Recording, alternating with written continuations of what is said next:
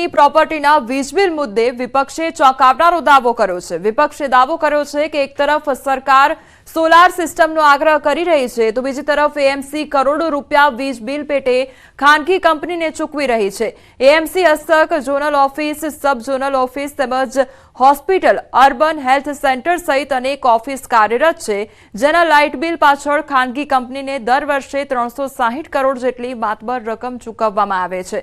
દર વર્ષે એએમસીના બજેટમાં વિવિધ કચેરીનું બિલ ઘટાડવાની વાતો કરવામાં આવે છે, પરંતુ આ વાતો વર્ષના અંતે પોકળ સાબિત થાય છે। એક તરફ સરકાર લોકોને સોલર સિસ્ટમ નાખવા આહવાન કરી રહી છે, ત્યારે એએમસી જ સરકારના આહવાનની અવગણના કરી રહી છે। વિપક્ષના આરોપનો જવાબ આપતા સત્તા પક્ષે જણાવ્યું છે કે હાલ 40 બિલ્ડિંગમાં સોલાર સિસ્ટમ કાર્યરત છે। હજુ 58 મિલકતમાં સોલાર રૂફટોપ સિસ્ટમ લગાવવાની કામગીરી પૂર્ણતાના આરે છે। વર્ષ 2070 સુધીમાં 0% બિલના લક્ષ્યાંક સાથે એએમસી કામગીરી કરી રહ્યું છે, તો એએમસીએ અનેક બિલ્ડિંગમાં સોલાર સિસ્ટમ લગાવી તિજોરી પર અનેક ગણું ભારણ ઓછું કર્યું છે।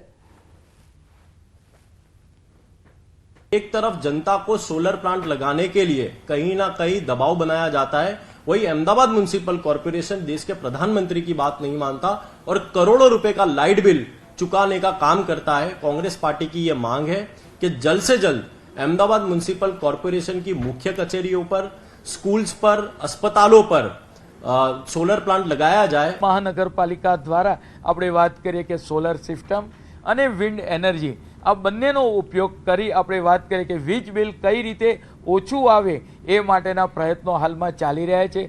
હાલમાં જ આપણે વાત કરીએ કે 30 મેગાવોટનું મોટામાં મોટો સોલર પ્લાન્ટ અમદાવાદ મ્યુનિસિપલ કોર્પોરેશને એમઓયુ કર્યું છે। ભવિષ્યમાં બીજા વિન્ડ એનર્જી અને સોલર એનર્જીના પ્રોજેક્ટ થકી વધુમાં વધુ અને નેટ ઝીરોનો જે આપણે 2070નો લક્ષ્યાંક છે એના પહેલાં જ આપણે સર કરી જઈશું। હયાત બિલ્ડિંગ છે એમાં સોલર એનર્જીનું ઇન્સ્ટોલેશન તેમજ જે નવા બી બિલ્ડિંગ થઈ રહ્યા છે એમાં બી બિલ્ડિંગની ડિઝાઇનમાં સોલર એનર્જી કરી અને મહત્તમ રિન્યુએબલ એનર્જીને આપણે પ્રોત્સાહિત કરી રાખીએ એના માટે આપણે કટિબદ્ધ છીએ।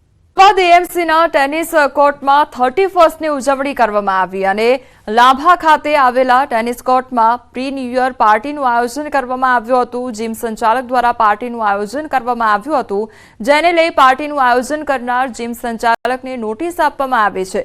સાથે એએમસીના સંચાલકો સામે પણ કાર્યવાહી થઈ શકે છે। પાર્ટીની ઉજવણીનો વિડીયો સોશિયલ મીડિયામાં વાયરલ થયો છે। એએમસીના રિક્રિએશન કમિટીના ચેરમેને જણાવ્યું છે કે આયોજન કરનાર એજન્સીને બ્લેકલિસ્ટ કરવા સુધીની કાર્યવાહી થઈ શકે છે। સમ્રાટ જીમ એના નામથી એજન્સી ચલાવે છે અને પીપીપી ધોરણે કોર્પોરેશન આપ્યું છે, એમના દ્વારા આનું આયોજન કરવામાં આવ્યું હતું। એટલે સંપૂર્ણપણે ગેરકાયદેસર રીતે એમણે પાર્ટીનું આયોજન કરવામાં આવ્યું હતું। એટલે અત્યારે સક્ષમ સત્તા દ્વારા એમને નોટિસ આપવામાં આવી છે, ખુલાસો પૂછવામાં આવ્યો છે અને આ બધું જ જાણ્યા બાદ એમને હેવી પેનલ્ટી અથવા તો બ્લેકલિસ્ટ સુધીની કાર્યવાહી કરવામાં આવશે। વર્ષ 2024નો અંતિમ દિવસ છે, ત્યારે વર્ષના અંતિમ દિવસ એવા 31ને લઈ સ્ટેચ્યુ ઓફ યુનિટી ખાતે હજારોની સંખ્યામાં પ્રવાસીઓ ઉમટ્યા છે।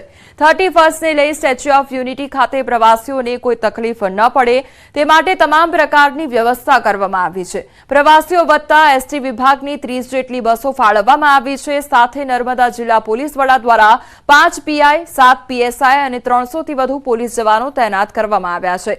ઈ રિક્ષાએ પણ પ્રવાસીઓમાં આકર્ષણ જમાવ્યું છે। તારીખ 25 ડિસેમ્બરથી 31 ડિસેમ્બર સુધીમાં 2.21 લાખ પ્રવાસીઓએ સ્ટેચ્યુ ઓફ યુનિટીની મુલાકાત લીધી છે। ત્યારે ન્યૂઝ 18એ પ્રવાસીઓ સાથે વાતચીત કરીને તેમના અનુભવો જાણવાનો પ્રયાસ કર્યો છે।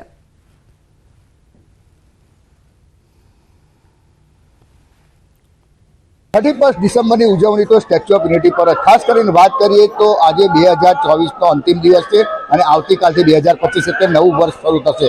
ત્યારે ખાસ વાત કરીએ તો જે 31 ડિસેમ્બરની ઉજવણી કરવા માટે પ્રવાસીઓ થનગની રહ્યા છે। તમે જોઈ શકો છો તેમ કે આજે એક જ દિવસમાં 50,000થી વધુ પ્રવાસીઓ આવી ચૂક્યા છે। તો આપણી સાથે જે પ્રવાસી આવી રહ્યા છે તેમની જોડે વાત કરીએ। मैम आप कहाँ से आए और आपको ये कैसा लग रहा है 31 दिसंबर की उजवनी आज हो रही है? जी हम लोग नागपुर से हैं और यहाँ पे हम लोग 31 कल यही मनाएंगे। यहाँ पे आके हमको बहुत अच्छा लगा। मोदी जी ने बहुत अच्छा पर्यटन केंद्र बनाया है। स्टैचू देख के तो बहुत ही अच्छा लगा है। मतलब हम प्राउड फील करते हैं कि हमारे देश की स्टैचू सबसे बड़ी है दुनिया में। और बहुत अच्छा लग रहा है। बहुत अच्छी व्यवस्था भी है, पानी की व्यवस्था है जगह जगह पे, बहुत अच्छा गार्डन बनाया हुआ है। और नर्मदा डैम देख के तो हम एकदम बहुत सेटिस्फाइड हो गए कि इतना पानी भी हमारे यहाँ आ सकता आपको कैसा लगा है स्टैच्यू ऑफ यूनिटी? बहुत अच्छा लगा। मोदी जी ने बहुत अच्छा पैटर्न बनाया है और हम है नागपुर से महाराष्ट्र लुक करके आए हैं स्पेशली। पिछले 8 दिन से हम गुजरात के टूर पे है। कच्छ से शुरू किया है, सोमनाथ, द्वारका, गिर जंगल, और आज हम यहाँ पे आए हैं। 2 दिन और स्टे है हमारा। 31 करके हम महाराष्ट्र लौटेंगे। ત્યારે હાલ તો જે 30% ઉજવણી કરવા માટે આજે એક જ દિવસમાં 50,000 થી વધારે પ્રવાસીઓ અહીં ઉમટી રહ્યા છે. દીપક પટેલ, ન્યૂઝ 18 ગુજરાતી, નર્મદા. વધુ એક રત્ન કલાકારે આપઘાત કર્યો છે. પૂર્ણામાં ભરત કથિરિયાનો ઝેરી દવા પી આપઘાત કરવામાં આવ્યો છે. હીરામાં મંદી હોવાના કારણે માનસિક તણાવમાં રહેતા હતા અને કાપોદ્રા પોલીસે ગુનો નોંધી વધુ તપાસ હાથ ધરી છે. હીરા ઉદ્યોગમાં ભયંકર મંદીનો માહોલ જોવા મળી રહ્યો છે અને જેના કારણે રત્ન કલાકારો પોતાનું જીવન ટૂંકાવી રહ્યા છે.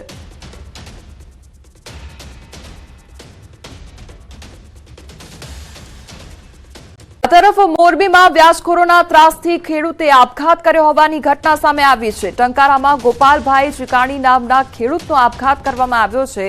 મૃતક ખેડૂતના પત્નીએ પોલીસ ફરિયાદ કરી છે.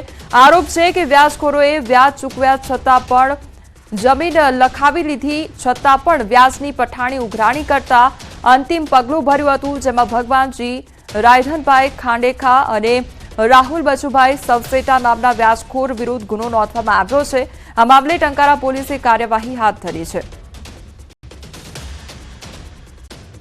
ઝેડ કૌભાંડ મામલે સૌથી મોટા સમાચાર સામે આવી રહ્યા છે. આરોપીને આશરો આપનાર કિરણસિંહની ધરપકડ કરવામાં આવી છે. કિરણસિંહના ફાર્મ હાઉસમાં આ ભૂપેન્દ્રસિંહ ઝાલા રોકાયો હતો. આરોપીને મદદગારી કરવાના ગુનામાં ધરપકડ કરવામાં આવી છે.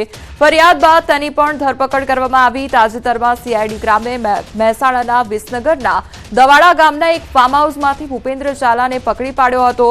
તો ભૂપેન્દ્ર છેલ્લા 1 મહિનાથી પોલીસને હાથ તાળી આપીને સંતાતો ફરતો હતો, જ્યાં તે દવાડા ગામમાં એક ફાર્મ હાઉસમાં સંતાયો હતો અને આ ફાર્મ હાઉસ કિરણસિંહ ચૌહાણનું હતું. ભૂપેન્દ્રસિંહ ફાર્મ હાઉસ માલિકના સંપર્કમાં હતો, જેના કારણે તેની ધરપકડ કરવામાં આવી છે. કૌભાંડને લઈને અરવલ્લીમાં સીઆઈડી ક્રાઇમે ફરી એકવાર તપાસ હાથ ધરી છે. સીઆઈડી ક્રાઇમે ભિલોડા ખાતે બીઝેડ ઇન્ટરનેશનલ બ્રોકિંગની ઓફિસમાં તપાસ હાથ ધરી અને લીલ સાગર કોમ્પ્લેક્સમાં આવેલ ઓફિસનું લોક તોડી ઓફિસ ખોલી સર્ચ ઓપરેશન હાથ ધર્યું. તો ભૂપેન્દ્રસિંહ ઝાલાની અટકાયત બાદ ભિલોડા ખાતે સીઆઈડીએ સર્ચ ઓપરેશન હાથ ધર્યું. સીઆઈડી ક્રાઇમે ઓફિસના સીસીટીવી કેમેરાનું ડીવીઆર તેમજ બાયોમેટ્રિક અટેન્ડન્સ મશીન સહિતની વસ્તુઓ જપ્ત કરી છે. સીઆઈડી ક્રાઇમની તપાસથી મળતિયાઓમાં ફફડાટ ફેલાયો છે. અમારી સાથે હાલ સંવાદદાતા હાર્દિક જોડાઈ ગયા છે. હાર્દિક, હવે ઓફિસનું પણ સર્ચ ઓપરેશન હાથ ધરવામાં આવ્યું છે અને ત્યાંની તમામ વસ્તુઓની તપાસ થઈ રહી છે. શું અપડેટ તેને લઈને? દીપા, ચોક્કસથી જે પ્રકારે બીજેડના જે કૌભાંડ છે ભૂપેન્દ્રસિંહ ઝાલા તેની ધરપકડ થઈ ચૂકી છે, તેવા સંજોગોમાં હવે અરવલ્લી જિલ્લામાં પણ ફરી એકવાર સીઆઈડી ક્રાઇમની ટીમો ધામા નાખીને બેઠી છે. ખાસ કરીને ભિલોડા જે નગર છે ત્યાં બીજેડ ઇન્ટરનેશનલ બ્રોકિંગ નામની જે ઓફિસ આવેલી છે કે જે લીલ સાગર કોમ્પ્લેક્સમાં છે, ત્યાં ઓફિસનું લોક તોડી અને સીઆઈડી ક્રાઇમ બ્રાન્ચ દ્વારા તપાસ કરવામાં આવી હતી અને તમામ જે સર્ચ કર્યા બાદ સીઆઈડી ક્રાઇમ દ્વારા સીસીટીવી કેમેરાનું જે ડીવીઆર હતું, બાયોમેટ્રિક એટેન્ડન્સના જે મશીન હતા સહિત જે વસ્તુઓ હતી, દસ્તાવેજો જે મળ્યા છે એ તમામ વસ્તુઓ જપ્ત કરવામાં આવી છે અને જે સીઆઈડી ક્રાઇમ છે તેમના દ્વારા તમામ વસ્તુ જપ્ત કરી અને આગળની કાર્યવાહી હાથ ધરવામાં આવી છે. ખાસ કરીને ભિલોડા નગરમાં આ રેડ પડ્યા બાદ જે મળતિયાઓ છે તેમાં ખાસ કરીને ફફડાટ જોવા મળી રહ્યો છે. આ સંજોગોમાં તપાસ તેજ જોવા મળી રહી છે. દીપા જી હાર્દિક, સમગ્ર માહિતી બદલ આપનો આભાર.